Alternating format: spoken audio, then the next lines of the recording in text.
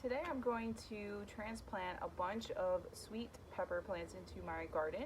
This whole entire bed right here is dedicated to all the peppers that I like to grow. But I wanted to talk about starting peppers from seed and getting it to a nice healthy transplant size, and then ultimately how to plant it correctly into your garden bed. First off, the seeds. It takes a while for pepper seeds to germinate. I don't really know why, but sometimes they can take 3 weeks or more. So to speed that process up, I definitely recommend the use of a heat mat. You can find these on Amazon really cheap. They're about $12 or so. I love these things. I use them for peppers, tomatoes, anything that takes a while to just germinate. It really speeds up that process. Typically with the use of a heat mat, I can get these to germinate within 7 days, if not usually 5 to 7 days. Now, I already have a bunch of different sweet peppers in my garden. This year I wanted to experiment with some new varieties, so I'll just talk about those and explain why I decided to pick these varieties. This one here is one of the few hybrids that I actually will grow in my garden. Typically everything that I have are heirloom because I do like to save my own seeds, and you cannot save seeds from the hybrid type of plants. But this one here is special. This is called candy cane. It's a hybrid, super sweet bell pepper. I've never tried it before, but a lot of people rave about it online, and I have relatives that have also grown it and said that the flavor is really, really good. Plus, these peppers, they're streaked, they're multicolored streaked, they're just really pretty and different from other types of peppers I've grown. If you decide to grow the candy cane peppers, just so you know, the foliage is variegated. It has white streaks on there. That is typically absolutely normal. I have seen a lot of people ask online, like, hey, what's going on with my peppers? It's variegated. I've never seen that before. Is it fine? That is totally normal for this hybrid. It's just one of the peculiar characteristics of this hybrid plant. So that's why I decided to grow this one. I also have yellow monster. It's said to get a very, very big yellow pepper, so excited to give this one a try. And then I also wanted to grow really, really big red bell peppers. So I have the Chinese Giant and the King of the North varieties right here. All of these pepper plants, I started them at the same time from seed on December 1st. And right now we are in the second week of February. I like to wait to hit that 2-month mark for these starts to be nice, pretty big size. They'll do very well once transplanted into the garden. Not only are they slow to germinate from seed, but they also are just, in general, kind of slow to take off and start growing and producing longer, taller stems.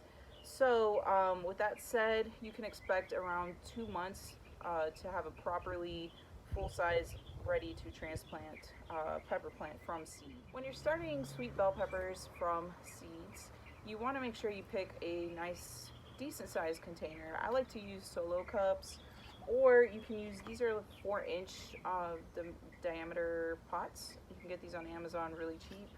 I like to use the bigger size because they are going to stay in this for about 2 months. Unless you want to do the whole potting up process, that means you're starting them in smaller little seed trays, and then once they get a root system that starts taking over that space, you have to pot them up into a bigger size container. I like to not have to do the same work twice, so just go ahead and plant them in a bigger container anyways, and then you can skip the whole potting up process.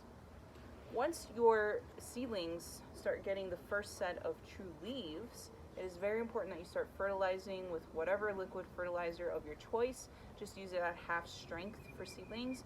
That is pretty much the rule for everything that I grow and everything that I start from seed. As soon as it starts having the first set of true leaves, I start the fertilization process. My favorite product right now to use is Fox Farms Grow Big Liquid Plant Food. This is the first time I've started using it, and I definitely see such an improvement in the health of all of my seedlings. I'm not sponsored in any way by this company, but I just really, really like their products. You could also use Miracle Grow or any other kind of all-purpose general fertilizer, again just at half strength, so that the seedlings don't get burnt or damaged in any way.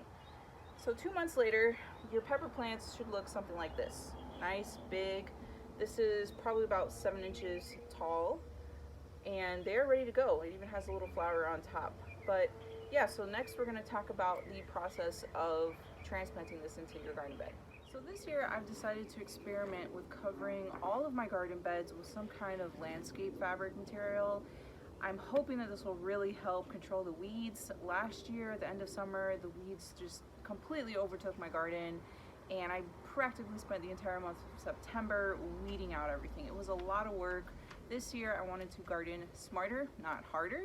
So I covered my beds with this landscape fabric, and then I cut a hole wherever I'm going to pop in my plants.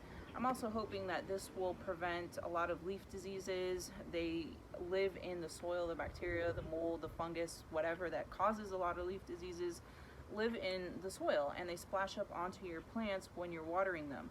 So I'm hoping this will have create a nice barrier to help with just a natural way to control diseases without me having to spray any kind of chemicals or pesticides. A lot of insects or bad insects that like to chew on your plants also live in the soil, and they come out at night. So maybe this will help out with that too. We'll see. So let's go ahead and dig a planting hole. Peppers grow very similar to tomatoes. They do require nice amounts of water and lots of nutrition if you want to get optimal growth and get it to produce a lot of peppers, and also big size peppers. So you're going to want to fill the planting hole with some nutrients. I like to save my eggshells in my fridge. I just put them in a freezer bag and keep them until that bag is completely full. Then I dump them out onto a cookie tray, and I bake it in the oven at around 220 degrees for about 15 minutes or so, just to dry out the shells.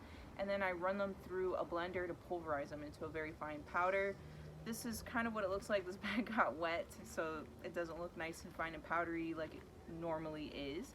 But eggshells is a great way to add calcium, because just like tomatoes, peppers can get blossom end rot. So I always like to add some additional calcium into the holes if you have it. The other thing that we're going to add is some fertilizer. I always recommend organic fertilizers. I really like the Ipsoma brand or Jobs. I just so happen to have the Ipsoma brand more widely available in my area, so that's why I use it the most often. This is their tomato tone version. I like this one specifically for my tomatoes, and I always have tons of it on hand. I end up using it in my entire garden for all my vegetables, flowers. The only thing I don't use it on are fruit trees. I specifically like to use their citrus tone on not just my citrus trees, but just all of my fruit trees in general. They all benefit from the additional macronutrients and minerals that is found in citrus fertilizer specifically. But anyways, we're going to put some tomato tone at the bottom. You don't have to worry about the fertilizer burning your delicate transplants because it's organic. And then you just kind of want to mix it in with the soil at the bottom. Also, if you have this product, I highly recommend using it for peppers and tomatoes. This is azomite powder. It's a lot of different rock minerals. For myself, I feel like I've noticed my peppers get much bigger in size when I apply this. I have a couple plants of peppers that are already growing in the garden. I fertilize them with, Ipsoma organic fertilizer, granular fertilizer, like everything else. And they were producing fine, but as soon as I started putting azomite, I noticed the next flush of peppers were significantly bigger. So I'm going to keep trying to experiment with this product. I know it's not the easiest thing to find. Sometimes I have to get this shipped to me. Usually I will mix about a full cup of this powder into a 5-gallon bucket and then mix it up with water, and that's how I apply it to all of my plants that are already in the garden.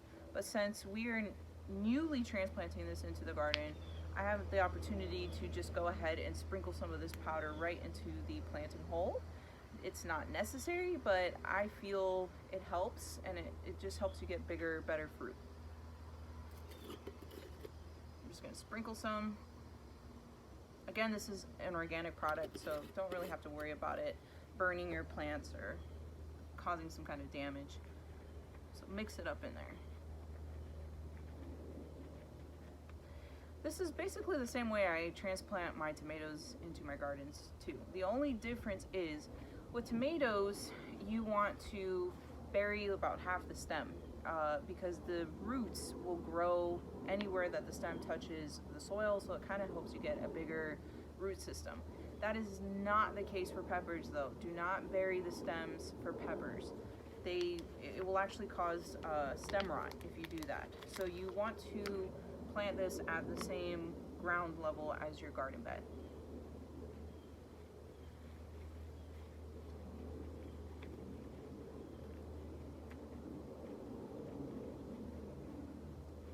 All right. Peppers also love full sun. Now I'm in Florida. Sometimes full sun is too much. Our sun here in Florida is definitely much stronger and harsher than what is considered full sun up north.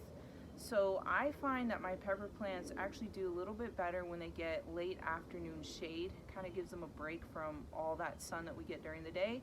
It also really helps to prevent sun scald. I've noticed sometimes peppers will get, kind of looks like a white discoloration or blemish on the fruits themselves.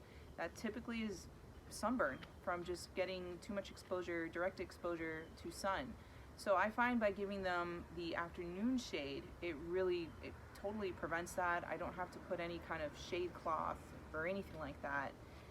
They seem to do very well in that instance. They're still getting plenty of sun from morning through the afternoon, but just giving them a little break in the late afternoon really works well for the peppers. As far as watering, peppers do like a decent amount of water, kind of similar to tomatoes, but probably a little bit less than tomatoes. They do like for the soil to dry out in between waterings. I have noticed sometimes we get a lot of rain, especially during the summer, almost every day. And even though I am gardening in raised beds, there's just so much water that my peppers start to wilt. It doesn't really kill them, but it can if it gets to be too much.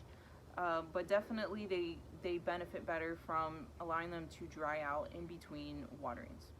All right, so now that my plants are transplanted, I'm gonna wait about 2 or 3 weeks just to let the roots start to take hold and this plant will stabilize in its position before I start fertilizing it any further. After that, I'm gonna use some organic fertilizer again, granular, whatever kind you have. And you're just going to sprinkle a little bit every week around the base of your plant. And that's pretty much it. You can fertilize your plants weekly in small doses if you're using organic fertilizers only. If you're using the synthetic stuff, that might burn your plants. So that's why I definitely recommend using organic fertilizers. If you're giving the plants small doses every single week, it helps there to be a constant supply of nutrition, and the plants just really seem to respond well to that versus a high dose of fertilizer at one instance and not getting another dose of fertilizer until, I don't know, a month or 2 later, however you might decide to do it. But definitely try doing this method, just small little weekly doses of an organic fertilizer. Thank you for watching this video. I hope this information helps you be successful growing peppers in your own garden. All of the information in this video can be applied to both sweet peppers and hot peppers. If you're interested in growing any of these varieties except for the hybrid that I talked about during this video, you can find seeds in my Etsy shop. It's called Jera's Garden. You can also subscribe to this channel, or find me on other social media platforms such as Instagram and TikTok, all under the name Jera's Garden. Thank you very much and happy gardening.